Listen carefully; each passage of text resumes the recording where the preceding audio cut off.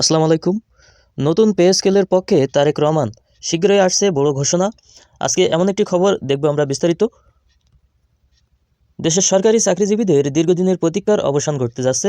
আকাশছোঁয়া মূল্যস্ফীতি আর নিত্যপণ্যের অগ্নি মূল্যের বাজারে বর্তমান বেতনে হিমশিম খাওয়া কর্মচারীদের জন্য আশার আলো দেখাচ্ছেন বিএনপির শীর্ষ নেতৃত্ব। ত্রয়োদশ জাতীয় সংসদ নির্বাচনে নিরঙ্কুশ জয়ের পর সরকার গঠনের প্রক্রিয়ায় থাকা বিএনপি চেয়ারম্যান তারেক রহমান নতুন পে স্কেলের পক্ষে নিজের অবস্থান পরিষ্কার করেছেন। এখন দেশজুড়ে আলোচনা, কবে নাগাদ আসবে সরকারি চাকরিজীবীদের সেই বহু প্রতীক্ষিত সুখবর, প্রশাসনকে চাঙ্গা করার কৌশল।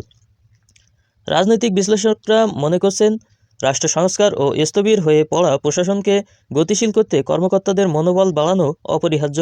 2015 সালে অষ্টম পে স্কেল ঘোষণার পর গত এক দশকে জীবনযাত্রার ব্যয় বেড়েছে কয়েক গুণ। এই দীর্ঘ বিরতির পর নতুন বেতন কাঠামো ঘোষণা করা হলে তা কর্মচারীদের মধ্যে নতুন উদ্দীপনা তৈরি করবে এবং দুর্নীতির প্রবণতা কমিয়ে স্বচ্ছতা আনতে সহায়ক হবে। সংকট ও দীর্ঘ অপেক্ষার অবসান। সরকারি কর্মচারীরা এক দশক ধরে 2015 সালের বেতন স্কেলে জীবন ধারণ করছেন। এর মধ্যে বাসা ভাড়া, চিকিৎসা ও শিক্ষা খরচ কয়েক গুণ বৃদ্ধি পেলেও বড় ধরনের কোনো বেতন সমন্বয় করা হয়নি। ফলে বিশেষ করে নিম্ন ও মধ্যম গ্রেডের কর্মচারীদের নাভিশ্বাস উঠেছে। তারেক রহমানের বর্তমান ইতিবাচক অবস্থানকে তারা দীর্ঘ বঞ্চনা থেকে মুক্তির পথ হিসেবে দেখছেন।